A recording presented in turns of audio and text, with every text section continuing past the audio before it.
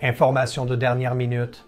Nouvelles images de la maison des parents d'un bébé de 7 mois disparu. Ses parents sont désormais en garde à vue et inculpés pour son meurtre. Et je l'ai allongé pour pouvoir préparer ses couches.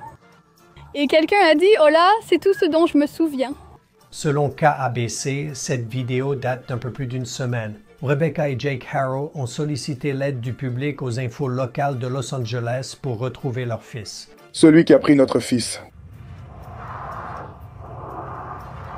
S'il vous plaît, rendez-le nous. Mais ce matin, les forces de l'ordre sont revenues chez eux et ils ont été arrêtés. Ce que nous savons sur la localisation du petit Emmanuel en ce moment, nous suivons l'affaire présentée par Law and Crime. Je suis Chris Stewart.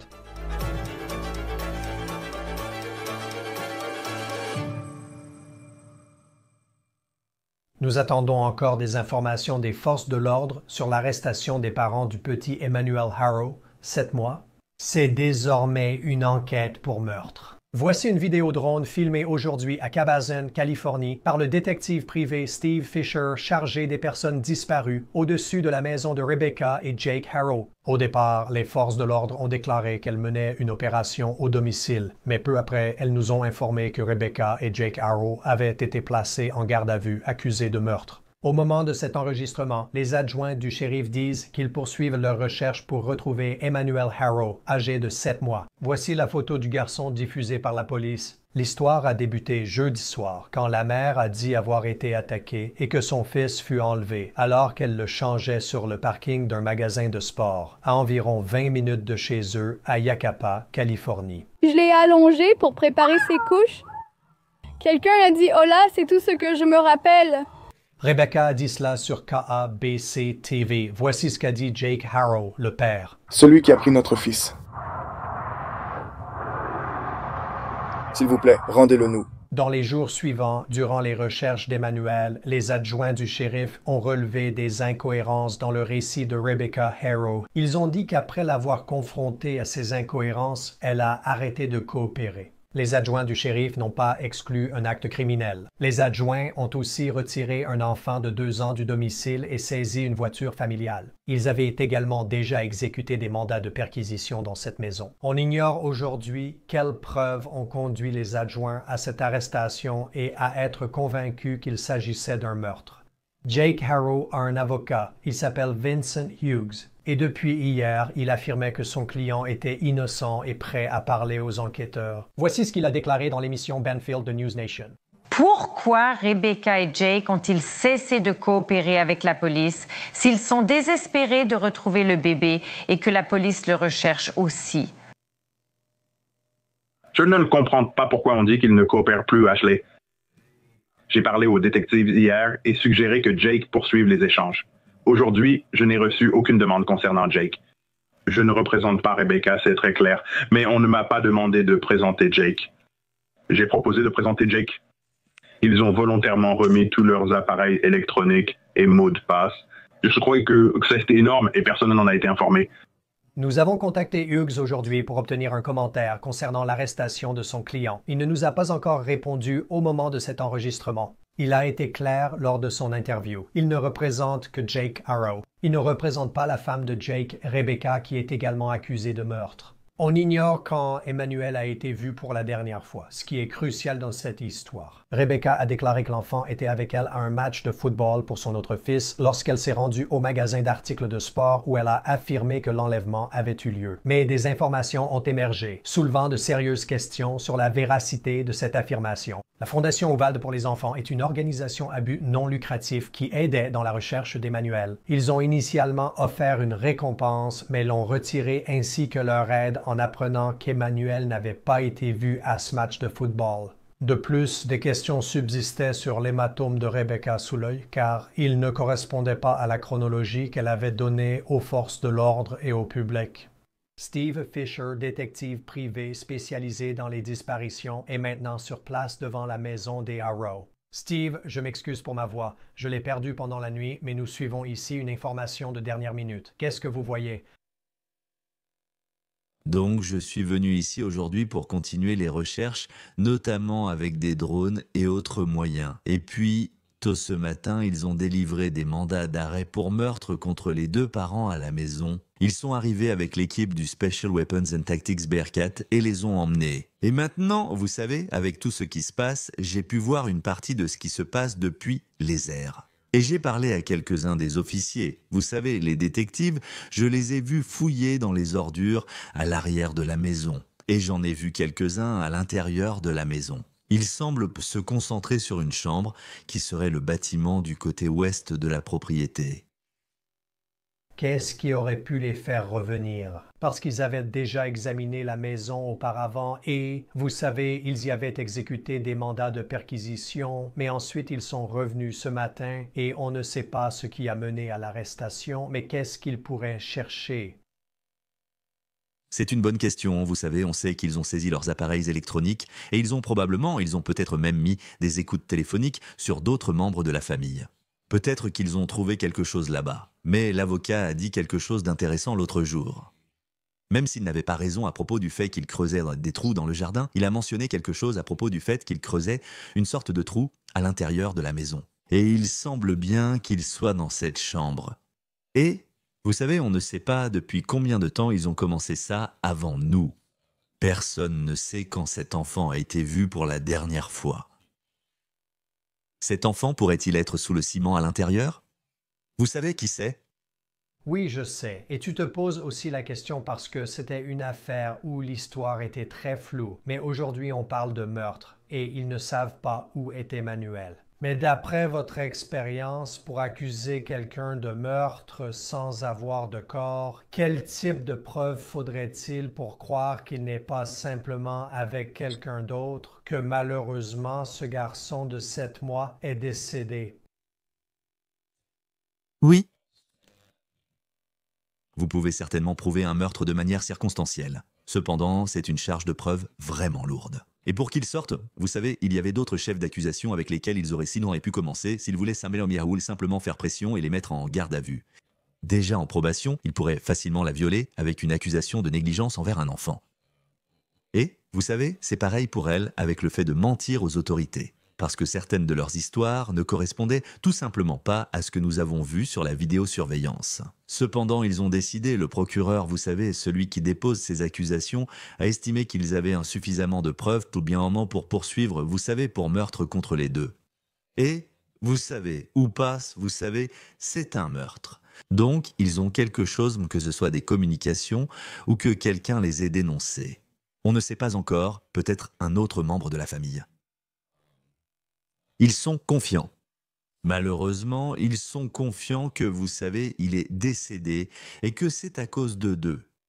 Oui, et je pense que le fait que ce soit tous les deux qui soient impliqués est intéressant parce que Jake est celui qui a un avocat. À notre connaissance, Rebecca n'a pas d'avocat, mais pour inculper les deux, alors que c'est Rebecca qui a fait la déclaration au départ, on pourrait presque penser que si Jake a un avocat, il pourrait dire « Hey, c'était Rebecca, vous savez, c'est elle qui a fait ça. Nous n'avons rien fait. » Il faut penser qu'il existe un lien entre eux au-delà de leur mariage.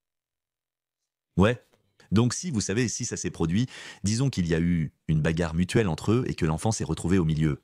Ou même si c'était de la main de l'un d'eux, mais que l'autre était là et ne l'a pas signalé, c'est quand même, vous savez, c'est quand même un homicide. C'est toujours considéré comme un meurtre. Donc, surtout si les enquêteurs pensent que ça dure depuis très longtemps et qu'ils inventent cette histoire, et vous savez, c'est une famille assez nombreuse aussi. Beaucoup de personnes, notamment des membres de la famille, utilisent de cette adresse selon les vérifications des antécédents. Il devrait aussi y avoir de nombreuses questions pour ces membres de la famille, car cela rappelle la situation de Harmony Montgomery. Pourquoi personne ne semble savoir où se trouve l'enfant? Et personne ne peut expliquer, y compris la grand-mère qui est sortie et qui défendait. Vous savez quand a-t-elle vu cet enfant pour la dernière fois? Et je pense que ce sont des questions auxquelles j'espère qu'on répondra. Et on se demande aussi pour les autres enfants qui sont dans la maison. Je sais qu'un enfant de 2 ans a été retiré de la maison, mais qu'ont-ils vu? Vous voyez? Et qu'est-ce qu'ils peuvent raconter? Qu'ont-ils déclaré aux enquêteurs? « Je vois où vous êtes. C'est immense, avec seulement du désert derrière. » Comment est la scène autour de la maison? Nous l'avons vue via votre vidéo drone. Donc, ils sont au bout d'une rue. Capazon n'a qu'environ 2000 habitants. La seule chose qui se trouve vraiment ici, c'est le Casino Morongo qui est, je ne sais pas si vous pouvez voir le grand bâtiment là-bas, juste en face de la autoroute 10. Ils sont dans une rue où ils n'ont essentiellement qu'un seul voisin de leur côté. Et puis ils en ont un de l'autre côté de la rue, et puis celui qui a brûlé, c'est celui d'en face, de l'autre côté de la rue. Et puis un poste de shérif. Donc, mais c'est vraiment, vraiment isolé, il n'y a rien. Il n'y a rien ici. Et c'est tout simplement, c'était vraiment avant que le casino ne soit construit. C'était une halte routière, c'était un relais routier. Et c'est juste un relais routier. Il faut parcourir environ 25 miles pour arriver à UCAP, puis encore environ 25 miles pour atteindre Palm Springs. Donc, on est vraiment au milieu de nulle part. Donc, pour ce qui est de ne pas être détecté, je veux dire, ici, qui sait, si tu voulais te débarrasser de quelqu'un, il y a énormément d'espace pour le faire. Sans parler du fait qu'une grande partie de cette zone est une réserve indienne. Donc, ensuite, t'as des problèmes d'accès, tu sais, pour les recherches et tout ça. Donc, avec un peu de chance, ils ont laissé une sorte de, tu sais, trace numérique. Même, tu sais, il existe des outils incroyables comme Célébité qui sont à la disposition des forces de l'ordre. Ils peuvent récupérer des messages supprimés et des fichiers sur les téléphones et ce genre de choses. Cela a sûrement été utilisé ici aussi. Il y a aussi, Steve, l'arrestation et l'enquête pour meurtre, mais la vraie question reste, où est Emmanuel Harrow? Et je sais que nous avons parlé de l'endroit où cette histoire a commencé, d'une certaine manière, jeudi soir avec la mère Rebecca, dans ce magasin d'articles de sport. Mais d'après ce que vous avez recueilli, comment déterminez-vous la dernière fois que quelqu'un a vu cet enfant? Parce que nous ne le savons pas. Oui, donc je pense qu'il faut revenir à des événements où l'on peut la situer sans l'enfant.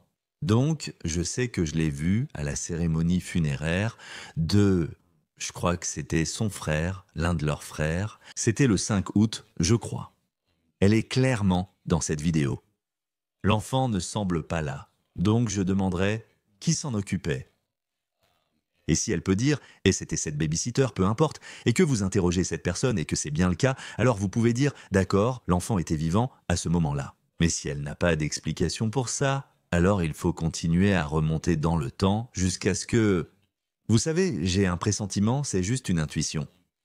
Cet enfant n'a probablement pas été vu depuis quelques mois. Cet enfant est probablement parti depuis un moment et ils en sont sûrement arrivés au point où ils se sont dit « il faut qu'on lance cette histoire », vous voyez, même si elle n'était pas très bien réfléchie. Ils ont peut-être pensé que c'était le cas. Mais vous savez, une chose à laquelle je n'arrête pas de penser dans cette affaire, c'est que ça n'aurait jamais dû arriver.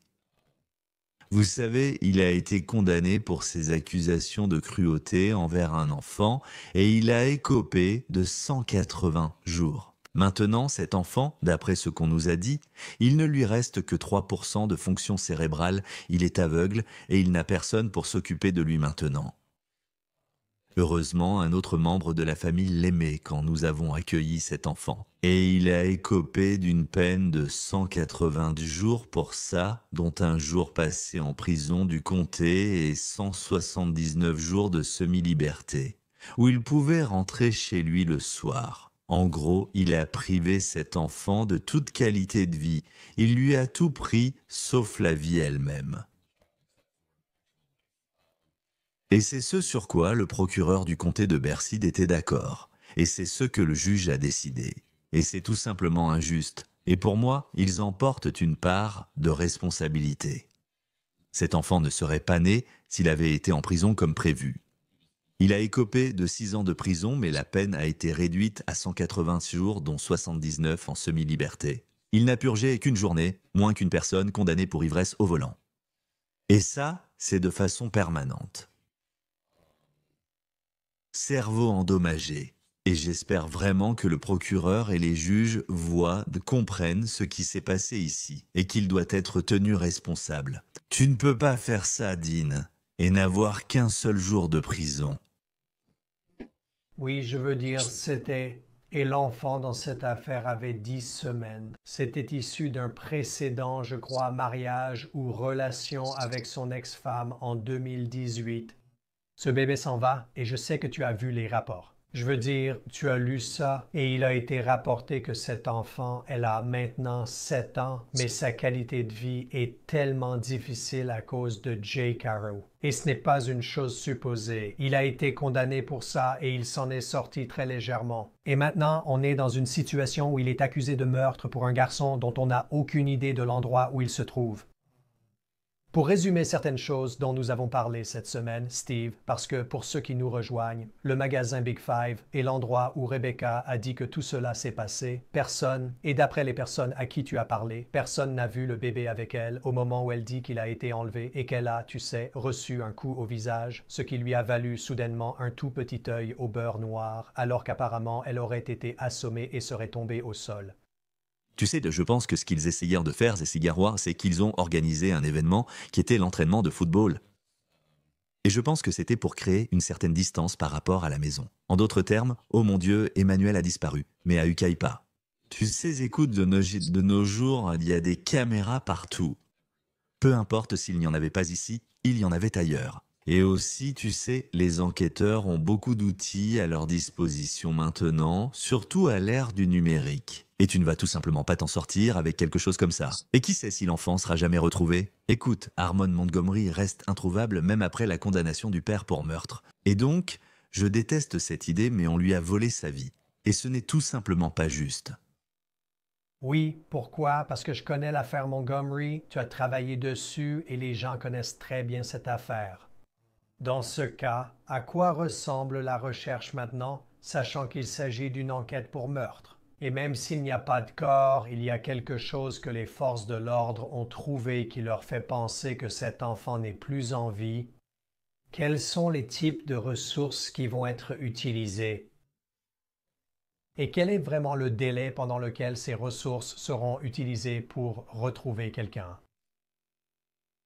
Je pense qu'il y a une équipe plus réduite que ce à quoi on pourrait s'attendre dans cette maison en ce moment. L'équipe scientifique est là avec leur camion et ils semblent se concentrer sur une certaine partie de la maison. Je pense que ils ont des raisons de croire qu'il y a au moins des preuves que leur événement s'est produit là-bas. S'il a pu être déplacé, ils auront probablement des preuves biologiques importantes. Ils pourront dire, d'accord, vous avez une preuve biologique ici. Donc, il a été déplacé. Le corps a été déplacé. Il est possible que le mandat d'arrêt pour meurtre ait été délivré parce que du luminol a révélé la présence d'un corps dans ce véhicule. Ils ont peut-être utilisé du luminol, ils ont peut-être fait passer un chien cadavre là-dedans et obtenu une alerte. Mais ils se concentrent sur la maison. Donc, en ce qui concerne la suite des recherches, je pense qu'ils auront beaucoup d'éléments sur lesquels s'appuyer. S'il a eu l'impression, d'après le commentaire de l'avocat sur le fait qu'ils avaient déjà creusé un trou à l'intérieur de la maison, qu'ils allaient peut-être déterrer quelque chose aujourd'hui. Mais en tout cas, je pense qu'ils auront une très bonne idée. Et ensuite, je pense que ce que vous verrez, c'est que s'ils ne le retrouvent pas aujourd'hui, ils auront une zone plus ciblée en fonction de ce qu'ils trouvent ici. Écoutez, maintenant, ils sont accusés de meurtre, n'est-ce pas ? Donc, s'il doit y avoir, genre, je voulais obtenir ça, essayer de ramener ça à un meurtre au second degré. Peut-être que je sortirai dans 40 ans. Ils devront parler car ces négociations ne pourront se faire sans Emmanuel. Et ce sera l'un d'eux qui obtiendra cet accord. Celui qui parlera en premier. Je pense qu'il sera déclaré coupable car ils sont 2 inculpés. S'il n'y avait qu'un inculpé, ce serait difficile. Mais comme ils sont 2, je pense qu'ils retrouveront son corps sous 1 ou 2 jours. Ce sera intéressant d'entendre maintenant quelle sera leur version pour la défense après tant de prétendus mensonges publics qu'ils ont racontés. Je veux dire, à la télévision, en regardant la caméra, en donnant au moins l'impression de pleurer. C'est une évolution très triste dans cette affaire. Merci Steve Fisher d'être avec nous sur Law & Crime. Je vous remercie. C'est tout pour cette affaire présentée par Law & Crime. Abonnez-vous à notre chaîne YouTube et à Spotify. Je suis Chris Stewart. On se retrouve la prochaine fois.